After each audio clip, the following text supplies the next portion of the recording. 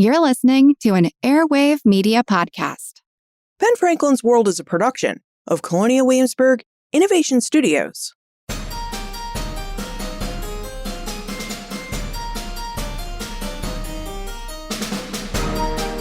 Hello, and welcome to episode 364 of Ben Franklin's World, the podcast dedicated to helping you learn more about how the people and events of our early American past have shaped the present-day world we live in. And I'm your host, Liz Covart. Welcome back to our summer 2023 road trip, or really, our water trip. We're on our way to the second stop in our three-stop trip. From St. Genevieve National Historical Park in Missouri, we're going to sail down the Mississippi River approximately 620 miles to the port of New Orleans. At New Orleans, we'll probably stop and pick up supplies, but then we're going to sail out of the Mississippi River into the Gulf of Mexico, where we're going to head east approximately 125 miles or so to the port of Pascagoula, Mississippi. And this is where we're going to stop so that we can tour the Pointe-Krebs House and Museum. Now, the Mississippi Gulf Coast was home to many different cultures and empires during the 17th and 18th century. This has led some historians to argue that the Gulf Coast region may have been the most diverse region in all of early North America, given that it did host many different Native American, European, and African peoples. The Pointe-Krebs House and Museum is really a place where we can stop and investigate and come to better understand the Gulf Coast region's great diversity. Founded around 1718, the Pointe-Krebs House served as the home of a prominent Gulf Coast family. Our tour guide for this site will be Matthew Powell, a historian of slavery and Southern history, and the executive director of the Pointe-Krebs House and Museum. During our tour of this site, Matthew reveals information about the different indigenous and European peoples who lived along the Mississippi Gulf Coast during the 17th and 18th centuries. Details about the Pointe-Krebs family, the house they built, and the plantation they operated throughout the 18th and 19th centuries. And what small historic sites and museums, like the Pointe-Krebs House and Museum, can add to our knowledge about early America. But first, we have some big news. Public historian Kathleen Shackenback has joined the Ben Franklin's World team as our brand new associate podcast producer. Katie will be taking over for Holly White, who has since moved on to a new role within Colonial Williamsburg Innovation Studios. Now, Katie has research expertise in the American Revolution and how it's remembered, and she's finishing her dissertation about loyalists from the American Revolution. Behind the scenes, Katie will be helping me research and prepare for interviews, and she'll also be helping me edit episodes as well. So please join me in welcoming Kathleen Shackenback to our team. You can meet her and ask her questions in our listener community on Facebook, which you can join at benfranklinsworld.com/Facebook. And with that, allow me to reintroduce you to our guest historian.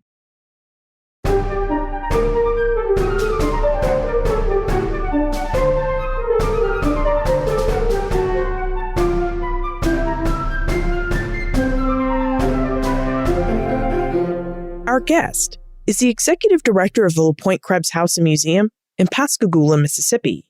Prior to working at the Pointe-Krebs House and Museum, he worked as a National Park Service ranger at the Shiloh National Military Park in Savannah, Tennessee, and at Bighorn Canyon National Recreation Area in Fort Smith, Montana. In 2020, he was awarded the John W. Odom Memorial Prize in Southern History for his research and study of slavery in the antebellum South. Welcome to Ben Franklin's World, Matthew Powell. Thank you. I'm happy to be here. Well, Matthew, as we're here to talk about the history of the Pointe-Krebs House and Museum, I wonder if we could start with a description of the Pointe-Krebs House and its historical significance. So, why is the Pointe-Krebs House in Pascagoula, Mississippi, a historic site and a museum? Sure. So the Pointe-Krebs House and Museum is historically significant because the home itself was built in 1757 and expansions were made in 1762, 1790, and 1820. And it is the oldest home in the state of Mississippi and the oldest existing structure in the entire Mississippi Valley. The construction materials, methods, and alterations to the house contain useful information about the earliest non-native inhabitants of the Mississippi Valley. The house was constructed using tabby walls and floors, bouchage, and timber framing. And, while these are all pretty common historical materials on the southeast coast, tabby construction is really particularly rare on the Gulf Coast. And in fact, the Pointe-Krebs home is the only existing tabby structure on the entire Gulf Coast. What constitutes tabby construction? Could you tell us more about tabby construction and what it looks like? Tabby is actually a concrete-like substance. What makes it unique to this area is that it's actually made using a product that is in abundance here, oyster shells. They made it by mixing crushed and whole oyster shells, sand, lime, and water. And what really is unique is that these oyster shells were mined from middens, which are essentially old dumps created by Native Americans. So due to this, many prehistoric artifacts are actually found in the house's walls and floors. So after they mix all of those components together, it's poured into a wooden form called a lift. And the boards of the lift were actually held together by wooden pins at the bottom and wooden stays at the top because they didn't have nails back in that time. So once it's hardened, the pins are removed and the lift was moved up, and then the pins are reinserted. So the process kind of continued until the wall or the floor was complete, and then the holes left by the pins were actually filled with plaster or stucco. So essentially, they're taking an organic substance and creating concrete blocks in sections to complete the walls and floors. That's really interesting. And you mentioned that the people who built the Pointe-Krebs house were mining these oyster shells from middens, essentially Native American trash heaps. So I wonder, do we know how early colonists learned to make tabby, this oyster shell-based cement, and use it in the construction of their buildings? As far as how they used it and how they found about it, we're not necessarily sure. But what's interesting is when they take the oyster shells and mix it with water, it breaks down. And then once it rehardens like a concrete. But we don't necessarily know where they found this from. But like I was saying, it is the only existing tabby structure on the entire Gulf Coast. And while it's pretty common on the southeast coast, it's not very common here. Now, speaking about the early history of the Gulf Coast, could you tell us about the earliest known history of the area that is now occupied by the Pointe-Krebs house? Who were and are the Native American peoples who lived and live in this area known as Pascagoula, Mississippi? The Pascagoula were the smaller of the Native American tribes in what is now Mississippi. Comparable in size would be the Natchez, with the large nations that everybody associates in this area being the Chickasaw and the Choctaw. By the time of French colonization, settler accounts state the Pascagoula Nation consisted only of one village of about 30 huts. And all accounts say that the Pascagoula reacted peaceably to French arrival. The Pascagoula were actually waiting on the French when they landed on the Gulf Coast, and D'Iberville, who was the explorer in charge of the French expedition, immediately drew a peace pipe and 3 ships to showcase that he came in peace. And the French gave the Pascagoula gifts of tools, beads, weapons, and glass. And in return, the Pascagoula gave gifts of food and animal hides. And these people had already interacted with the Spanish and the English prior to this. So interaction with Europeans was not all that peculiar for them by the time of French arrival. Unfortunately, the only written sources we have of the Pascagoula are the settlers themselves, and even those are pretty few in number.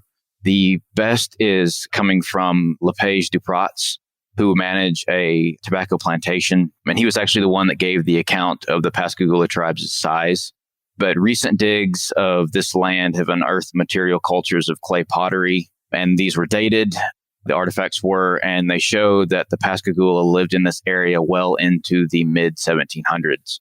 But due to their small size and lack of written record, we don't exactly know what happened to the Pascagoula. The prominent theory is that they assimilated into one of the larger Native American tribes, like maybe the Chickasaw or the Choctaw. It sounds like from your description that both the Pascagoula and the French had experiences interacting with Europeans and Native Americans before they actually interacted with each other. And it also sounds like both the French and the Pascagoula were unsurprised and ready for their encounters with each other. So could you tell us a bit more about when the French came to meet the Pascagoula and about the experiences they had with encountering different Native American peoples in the Gulf Coast region? Yeah, when the French arrived here, they met the Pascagoula. The two explorers were Bienville and d'Iberville.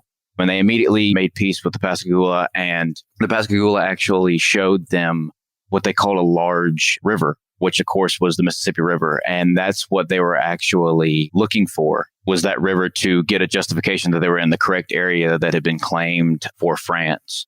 So when they did that, they knew they were in the right area. And then settlement came really a lot later on, but they still peacefully interacted with the Pascagoula. And like I said, Pascagoula were in this area well into the mid-1700s. Do we know the date when the French arrived in the Gulf Coast? The whole story of the history of the Gulf Coast is actually really interesting. So in order to kind of answer that question, I have to go back a little bit. African, English, and Spanish cultures really all play a part in creating the unique identity down here. But like you said, the French were actually the strongest cultural influence here. And there's no real reason as to why that is. But from what I'm able to deduce, it's because the French were really the first to settle in this area. So in 1682, French explorer Sieur de La Salle made his way down the Mississippi River from French colonial Canada and claimed the entire Mississippi Valley for France. He named the whole area Louisiane after Louis XIV. Previous claims and expeditions in this area had taken place, like I said earlier, by the French and the English, and had already interacted with the nations like the Pascagoula. But the French actually took it a step further by sending French-Canadian explorers, trappers, and actually brothers, Bienville and d'Iberville, to settle the area that La Salle had claimed for the French crown. And it was on January 27th, 1699, that Iberville's ships encountered the Spanish within Pensacola Bay. So they were actually going to land in Pensacola Bay, but because of the fact that the Spanish were already in that area, they had to keep sailing west. And so when they did that, they actually anchored at one of the barrier islands here off of the Gulf Coast of Mississippi, which actually became known as Ship Island for them landing in that area. And of course, they went ashore and encountered the Pascagoula Native Americans. They befriended them. Like I said earlier, they took Bienville and d'Iberville to the mouth of what they called a great river. And so then they knew that they were actually in the area that La Salle had claimed for France. And then they set out in search of a site to build a fort. And they made their way actually to a town called Ocean Springs now, which was about 20 miles west of Pascagoula. And there they erected Fort Maurepas, which they named after the French Minister of Marine and Colonies, in a town they actually named Biloxi after another Native American tribe that actually lived in that area. This became the first established European settlement in what would become Mississippi. And then, growth of the French colony, like I said, didn't come really as quickly as most people would actually think. So they landed in 1699. But to help France's economy and to increase their colonization, John Law, a Scottish financier, opened a bank in France in 1716, and he began issuing paper money. And then a year later, he started the Company of the Mississippi and promised stockholders large profits when the colony's economy improved. So he essentially sold this area and the Mississippi Gulf Coast to these investors as a land of plenty and opportunity. And his plan was to send colonists and African slaves to the colony to help kind of fill the gap left by the few land claims issued by the French crown. His plan didn't work out and the population really didn't boom as he had promised his investors. So to cover the land purchases, he issued more banknotes, which obviously dropped the value of the shares to the point where the money wasn't even worth the paper that was being printed on. And the collapse actually became known as the Mississippi Bubble. And by 1721, the company had completely collapsed.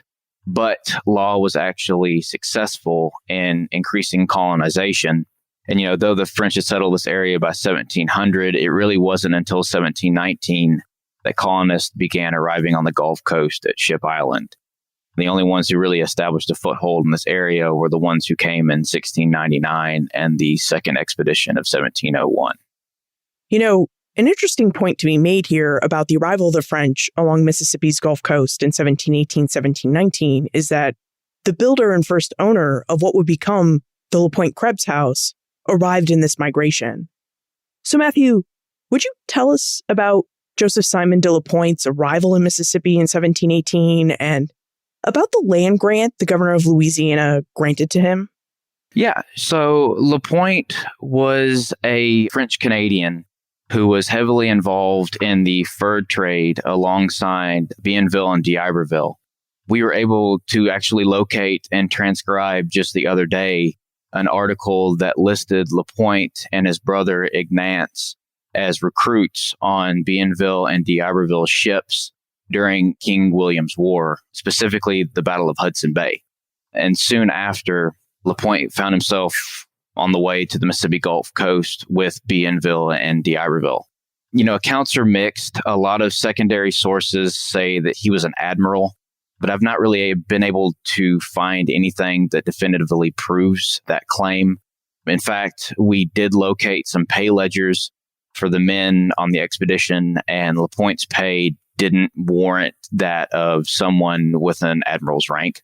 And until I find sources that state otherwise, I believe, based on the documentation that we have, he was just a regular recruit. After arriving, we know that LaPointe stayed in this area. He was listed in the 1700 census in Biloxi and the 1702 census at Fort Louis in present-day Mobile, Alabama, just east of here, about 60 miles.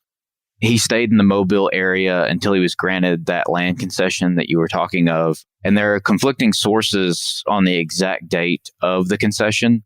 One source says it was 1713 and the other says it was 1715. Either way, by 1715, LaPointe had obtained his concession in this area.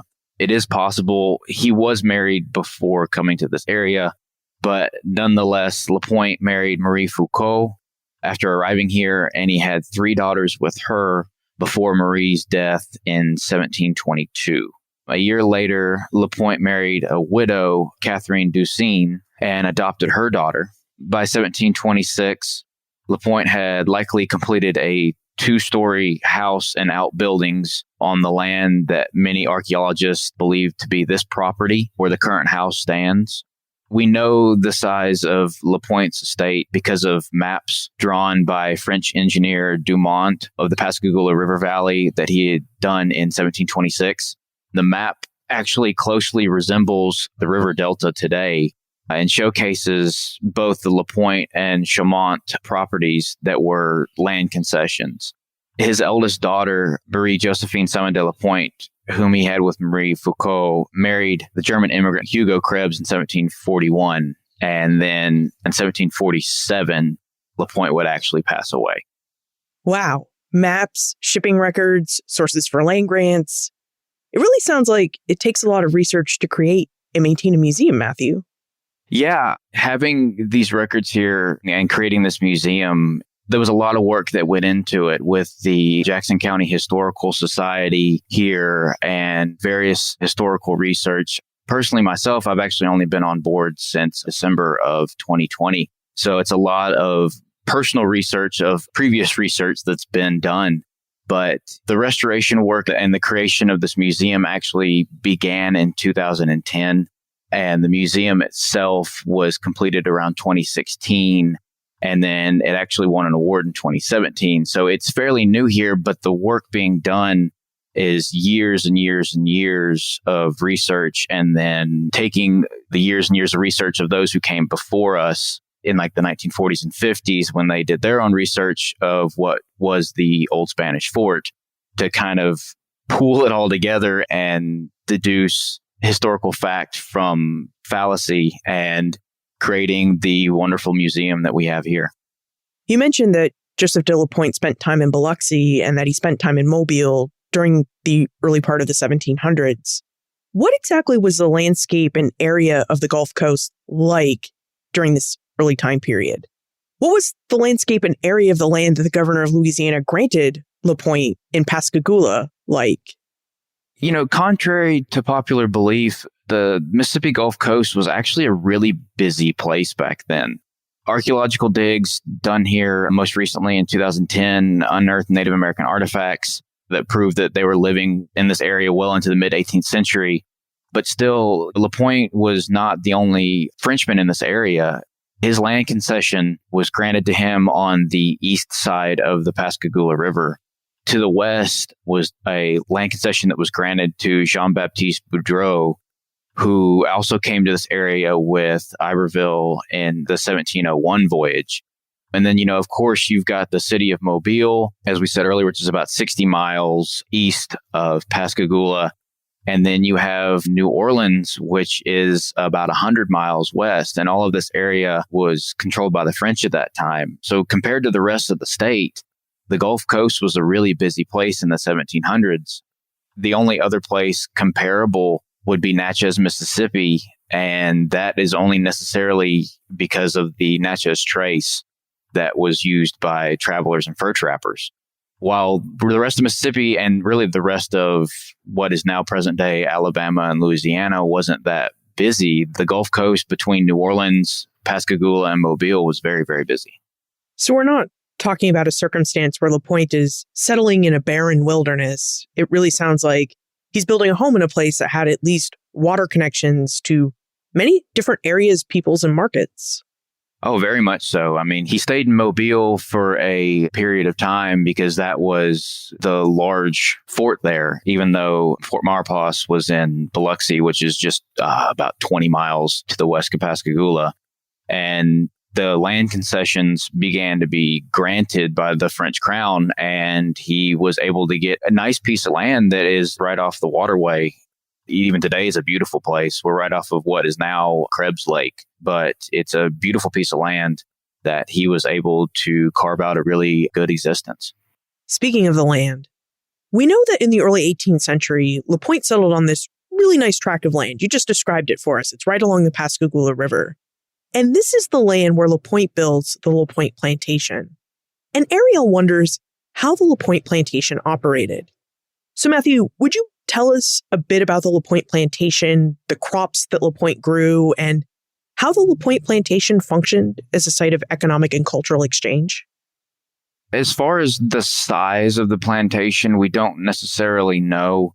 What we have to go off of is that map that I spoke of earlier that was done of the river valley by the engineer Dumont. And you see in there a large building in the center and then several outbuildings, as well as a fence-like structure around the property. So it seemed to be very large, but he used this land primarily to grow and cultivate the indigo plant. Everybody probably remembers grabbing the not quite purple, but not entirely blue crayon out of their Crayola box as a kid, and that color was probably indigo. What many people don't really know is that color is one of the oldest known colors. It was used in Egypt around, I believe, 1600 BC. Well, on the Gulf Coast, indigo actually became one of the first ever cash crops on plantations, even before rice, sugarcane, and cotton, which obviously most people think of as the king of cash crops in the antebellum South. But indigo planting and cultivation was actually backbreaking work for LaPointe slaves. Not only was the planting and cultivation hard, but that was only actually half the work. Once the crop was brought in, they had to turn it into a dye in order to sell it. And the process of turning the leaves into blue dye was really complex. And the smell, from all accounts, is really atrocious. First, the slaves actually cut and steeped the plant in water until the leaves actually started to ferment. And this step could last more than a day and kind of smelled like rotting vegetation. And this turned the water covering the plants blue. And second, the water was drained into a new vat and stirred in to add oxygen. And the liquid was then transferred, and they added lime into it. And the lime caused the indigo sediment to actually settle at the bottom of the tank. And then after draining the water, the indigo stayed behind. So finally it was dried and it was cut into cubes and then rolled into balls, and then they sold it. So this was extremely popular and lucrative until the late 1700s, when competitors outside the Gulf Coast actually became quite prevalent. And then several years of diseased plants caused the decline. And then, of course, the nail in the coffin was when, in 1897, a synthetic dye was created, which obviously stopped the planting and cultivation of indigo entirely. You just explained how the process of growing indigo and extracting that dye was backbreaking work. And it does sound like LaPointe used enslaved people to do the work of indigo cultivation and to process these plants into the saleable dye. Could you tell us more about the origins of slavery on the LaPointe plantation? I really wish I could. We don't have, a lot of records of the slaves owned by LaPointe or his future son-in-law, Hugo Krebs. Being a historian of American slavery, I do believe that identifying these people and telling their story is just as equally important as telling the story of the Anglo-Europeans in this nation. So since coming on here as executive director in December 2020, that has been a focal point of mine. And I'm actually working very closely with local genealogists to identify these individuals and their ancestors. The difficulty for both LaPointe and for Hugo is that when the French left this area, they took the census records with them and all other records with them. And many of these were actually lost in shipwrecks. And that's why finding historical records on the Gulf Coast is difficult, first and foremost. The Spanish, they kept really great records during their dominion of the Gulf Coast, but unfortunately, they actually controlled this area after Hugo's death. So this is just a really slow process because I'm having to sift through a plethora of secondary sources that aren't really cited and, in fact, sometimes have claims that are a bit overzealous.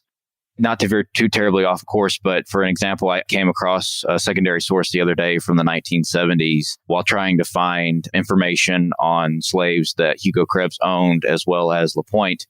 And this was a source that stated that Hugo Krebs, who was the son-in-law of LaPointe, lived on these shores like a feudal lord, having slaves in the hundreds, and was surrounded by every luxury that a country gentleman of that day could have. So, it wasn't cited. And frankly, to me, it kind of sounded more like something out of a novel and not something that was actually written by a historian. As a historian of slavery yourself, do you have a plan for how you intend to uncover and recover the lives of the people who were enslaved on the LaPointe plantation? Do you have an idea of where you might find this information that you can't locate in French census records because they no longer exist? It depends on for which generation of individuals you're looking for. So for like LaPointe and Hugo Krebs, who were in this area during French dominion, it would have to be in the archives in France. Now, the only problem with that is the only way that you can find those records, if they exist, because like I said, a lot of the records when they were being taken back to France, a lot of those records were actually destroyed in shipwrecks. So the problem there lies, you have to actually see if they exist, A, and then B, if they've been digitized. Because if they haven't, then that means you have to go over to France and try and find the records yourself. So that problem there is where I'm kind of caught, because I want to start with LaPointe and Hugo to find out about the slaves that they owned and then trace it going down the generation. So I could start with older generations of Krebs who owned this land when Mississippi was a state, but that doesn't tell me about the ones that originated here. And I want to know how many of those generations stayed enslaved versus how many were sold off and things like that. So really, it's trying to get the ball rolling at the start. And once that happens, it'll be fairly easy going for the most part to really trace it down. So it's more of just trying to find where to start and then keep going. Well, we certainly wish you luck in your work on trying to identify the starting point and finding the information that you're looking for. Now, I would like to go back to Hugo Krebs. You mentioned earlier that Joseph de LaPointe founded the LaPointe plantation, that it was primarily an indigo plantation under LaPointe, and that LaPointe's eldest daughter married this guy named Hugo Ernestus Krebs. Would you tell us more about Krebs and about the impact he had on the LaPointe plantation? Sure. Hugo Ernestus Krebs inherited this property following the death of LaPointe in 1747. Krebs was born in 1714 in the town of Nuremberg, Germany. He immigrated to the Gulf Coast area around 1730 when he was around 16 or 17 years old. Then in 1741, Krebs married Marie Josephine Simone de la Pointe, the eldest daughter of Simon de la Pointe and his first wife, Marie Foucault. Before LaPointe's death in 1747, he actually sold some of his property to his other two son-in-laws, but Hugo Krebs inherited most of his father-in-law's land holdings, including the current site where the museum and home is today. And that was because he was the husband of LaPointe's eldest child. So it would be Hugo Krebs that actually built the house that currently stands on this property. Although the house today is really a large building with 8 rooms, a north and south gallery, which those are essentially just porches, and cabinets, which are private rooms built onto the galleries. The original structure that Hugo built was actually really modest. The 1757 home actually only had 2 rooms. Then, of course, as the family grew, so did the home.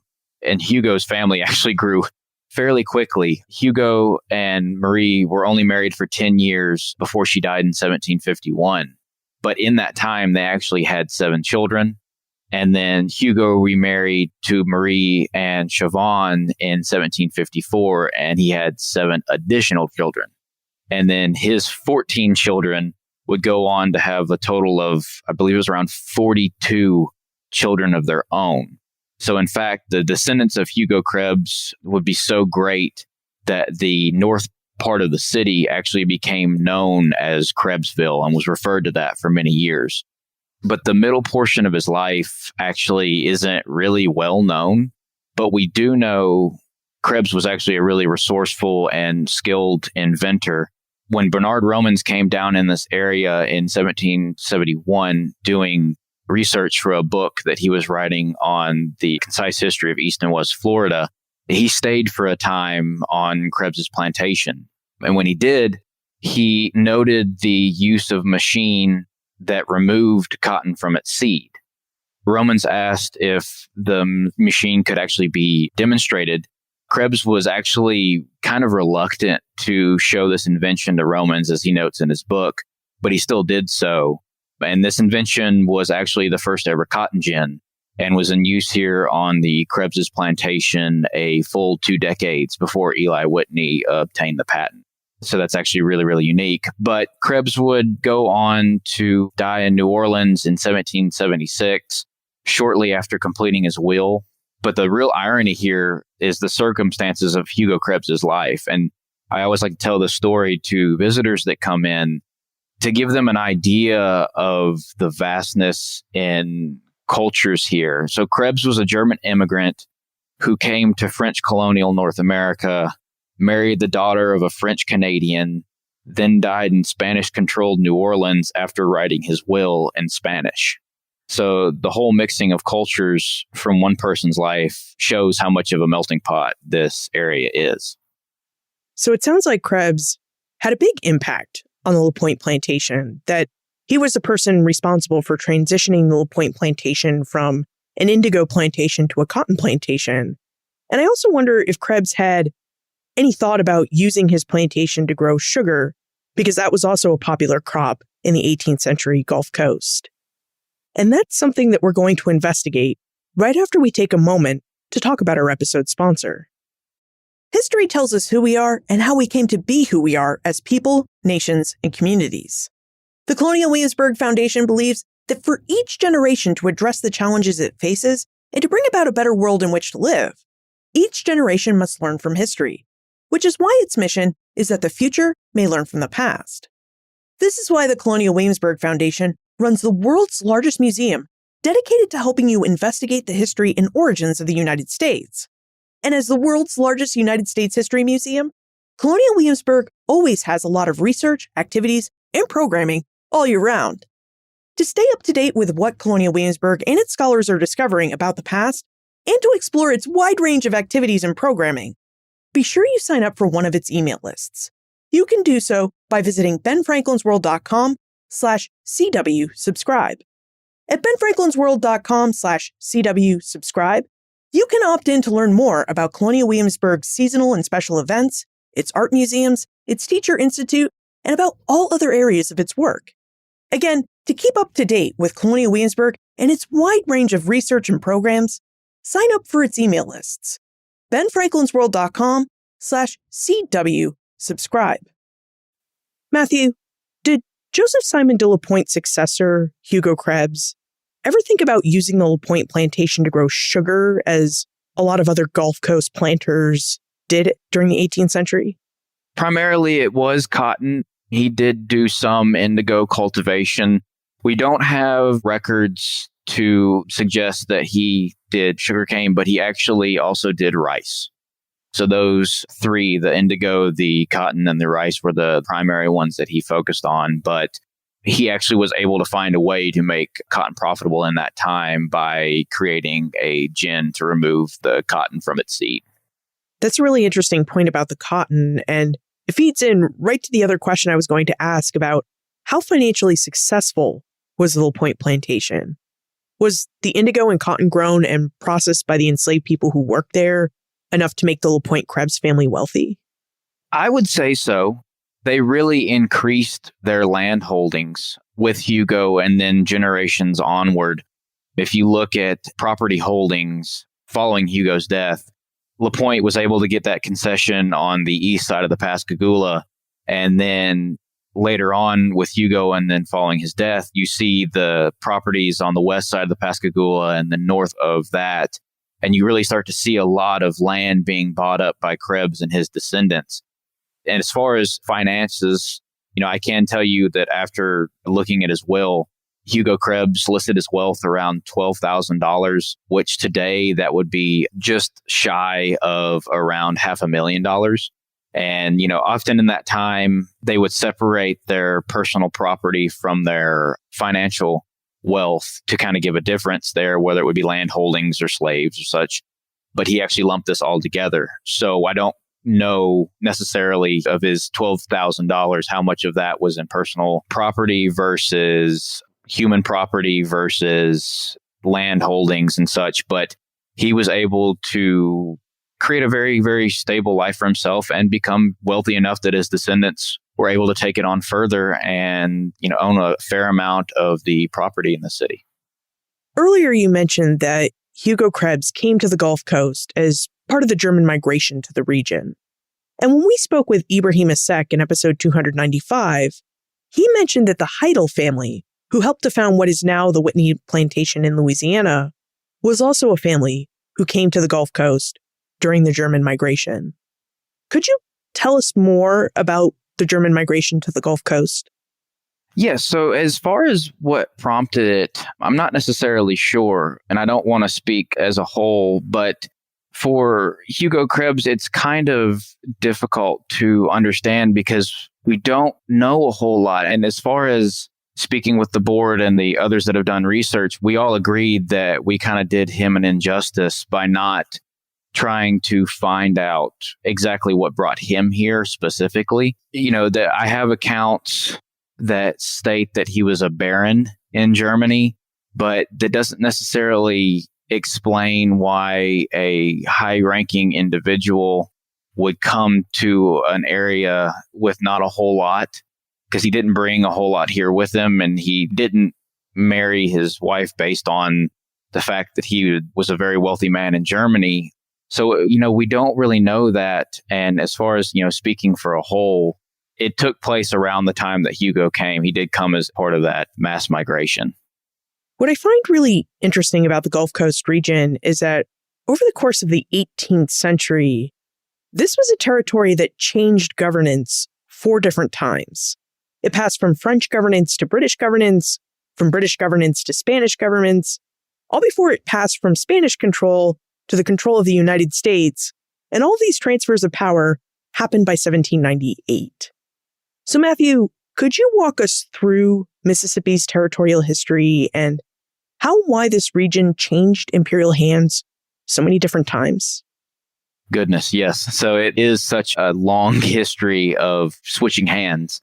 Like I said earlier, the many nations that claim this area aid in the rich history that the area has today. So France actually reigned in this area for nearly a century. from when they came here in 1699. Their downfall actually began in 1754 with the French and Indian War, which pitted Britain against France, along with Native American allies that they both had. When that war ended in 1763 and Britain was victorious, France ceded its territory east of the Mississippi River to England and the territory west of the river to Spain. So England would go on to divide its coastal territory into East and West Florida. And this area that the Pointe-Krebs House is in would be in the latter in West Florida. So during the Revolutionary War, the British actually ceded what was then known as West Florida to Spain. And Spain would go on to rule this area from 1783 until 1810. By that time, the rest of Mississippi was a claimed territory of the United States. And this area was actually claimed by both the United States and Spain. So then in September of 1810, a small group of pro-American men living in West Florida attacked Fort San Carlos in Baton Rouge and established the Republic of West Florida. And this was kind of the culmination of American fervor that had been building in this territory since the rest of present-day Mississippi and Alabama became a territory of the United States. So the Republic of West Florida was pretty short-lived. The United States came and took over this area in December of that same year, 1810. And then 2 years later, 3 counties were created from the former Spanish West Florida, one being Jackson County, which is the county that Pascagoula is in today. So this county was actually official 5 years before Mississippi even became a state. Do we know how families like the Pointe-Krebs family may have coped with these administrative changes in Mississippi? Jeremy wonders what effects these 4 changes in governance may have had on people like the Pointe-Krebs family who happened to live in Mississippi during this 18th century period. To my knowledge, and based on the records we have, I don't know any of that exist that offer an indication of how the family felt or coped with the changes in control. We can kind of use Hugo as an example, though, because if you look at his life, he lived in a region controlled by France and did business in Mobile, another French holding, but also in New Orleans that had come under Spanish control prior to his death. And then his descendants lived in what would become a part of an English holding. I can say with certainty, though, that this did not really adversely impact Hugo or the family or their businesses or their prosperity. We talked about earlier that it increased after Hugo's death. So, to answer a question like this with the little bit of records we have, you really have to kind of infer based on those sources. So, like, for example, a granddaughter of Hugo Krebs married a Spanish officer. And so with that bit of information, it's safe to assume that they did not think anything ill of the Spanish, or they would not have allowed a family member to marry such an important figure in the Spanish government. Okay, so we've talked about Joseph de la Pointe. We've talked about Hugo Krebs. We've talked about the land that the Pointe-Krebs house sits on, and we've talked about the construction of the house. Now I think it's time for us to talk about the Pointe-Krebs house and museum. Now, Matthew, you mentioned at the start of our conversation that the Pointe-Krebs house and museum was a museum that was created pretty recently in 2010. Could you tell us about the origins of your museum and how and why it was created? So the museum is actually separate of the home. So in 1940, the Jackson County Historical Society took over ownership of the Pointe-Krebs house, then known as the Old Spanish Fort. And they had the museum inside of the home. Then in the 80s, they created the separate building where they implemented a museum and had the home as a separate entity. And that's the way it is today. But then, of course, after Hurricane Katrina, it did extensive damage to the home as well as the museum. And that's when the whole process began of kind of coming up from the ashes, I guess you could say, where we were able to create the museum with a new interpretation and then also begin restoration on the home. And what kinds of goals does the museum have for its interpretation of the house and the land around it for visitors? The museum and the home are actually going to have two different types of interpretation. The interpretation that's going to be inside the home once the restoration is complete is going to be based around the construction methods of the home, as well as the expansions that took place and anything to do with that. Now, the inside of the museum, which is currently open now, and has been for several years, it focuses on the history of the city, the county, obviously the LaPointe and the Krebs families and other families of this area, like the Delmas and the Boudreaux, for example.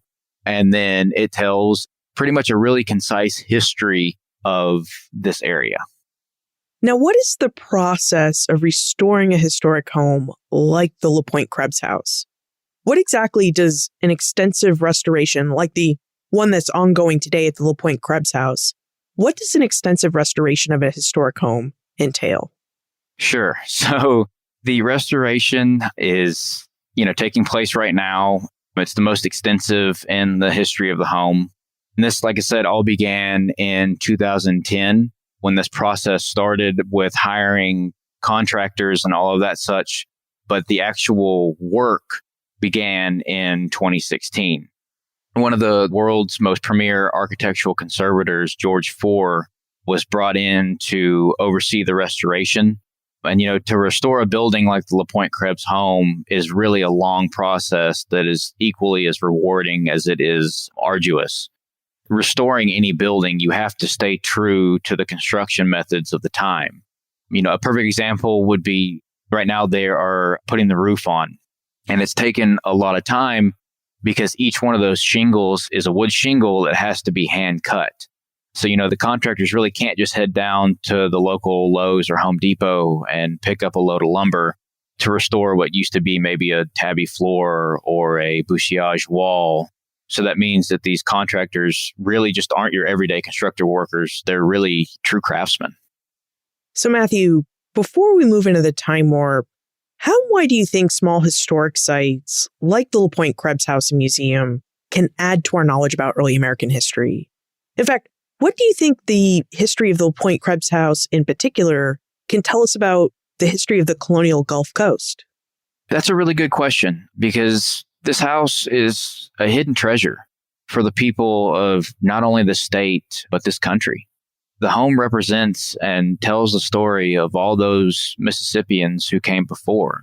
And I'm not just speaking of the families that lived here. It tells the history of the Native Americans who called this place home prior to European settlement.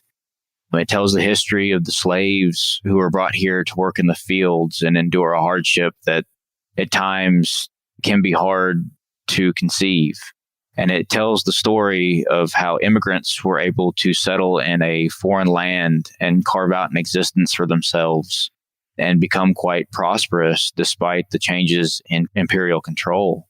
So, while this house can tell us a lot about architecture in the area during the 18th century, it really holds within its walls the story of a people long since past. And without its existence, I do not believe the history of this part of the Gulf Coast would be as well recorded. For the house, was the luring aspect that sparked all of the research and the restoration. And now we should get into the time warp. This is a fun segment of the show where we ask you a hypothetical history question about what might have happened if something had occurred differently or if someone had acted differently.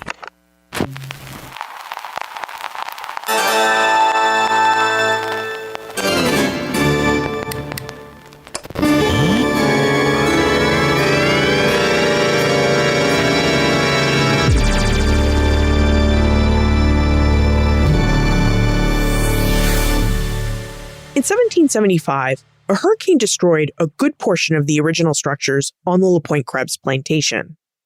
Matthew, had that hurricane never happened, and in turn, the original structures of the Pointe-Krebs plantation still existed in some form, how might our understanding of the Pointe-Krebs house and historic site be different today? I think we would have a much better understanding of LaPointe and his time here. To me, it would be really interesting to compare the construction methods and materials that he used in his buildings versus that was used by his son-in-law. Now, how can we visit the Pointe-Krebs House and Museum? And do you have any special exhibits or events coming up that we should know about? Online, you can visit us at lapointekrebs.org.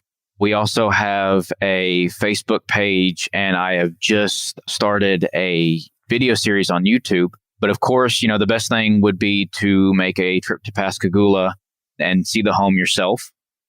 Okay, well, say we can make it to Pascagoula. Do you have any tips or tricks for us when we tour the Pointe-Krebs House in person?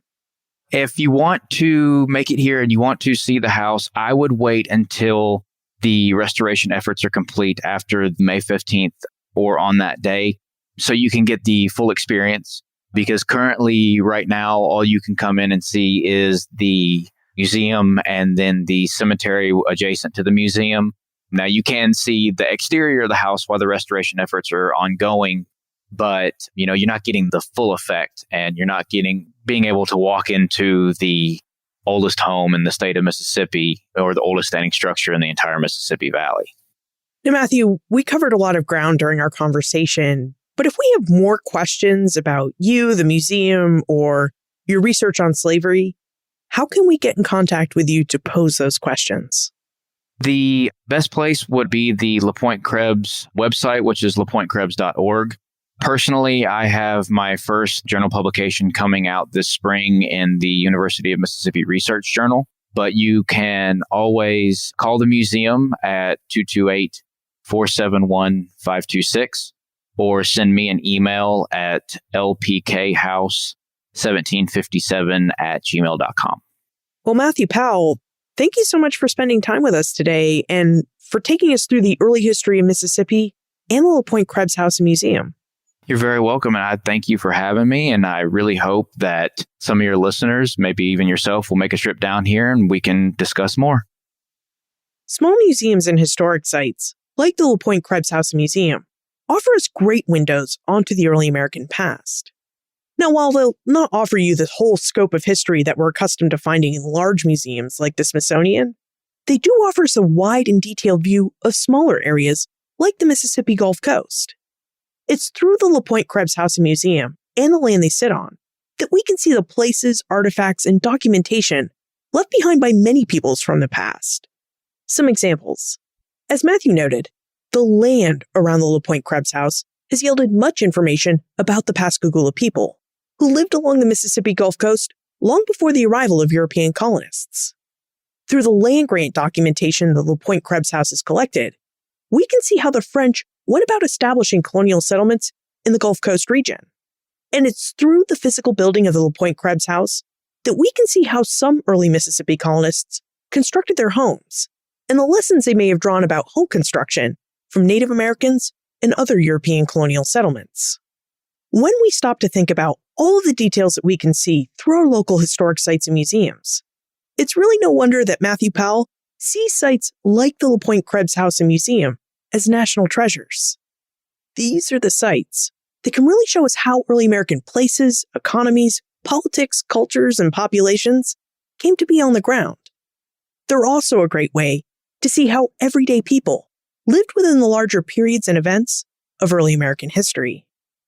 You'll find more information about Matthew, the Pointe-Krebs House and Museum, plus notes, links, and a transcript for everything we talked about today, all in the show notes page.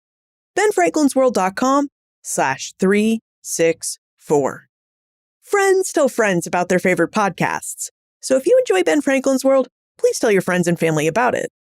Production assistance for this podcast comes from my colleagues at Colonial Williamsburg Innovation Studios, Joseph Edelman, Katie Shackenback, and Ian Tonat. Breakmaster Cylinder composed our custom theme music. This podcast is part of the Airwave Media Podcast Network. To discover and listen to their other podcasts, visit airwavemedia.com. Finally, this was the second stop in our 3-stop Summer 2023 road trip series. So stay tuned to our next episode for the third and final stop in our road trip. Ben Franklin's World is a production of Colonial Williamsburg Innovation Studios.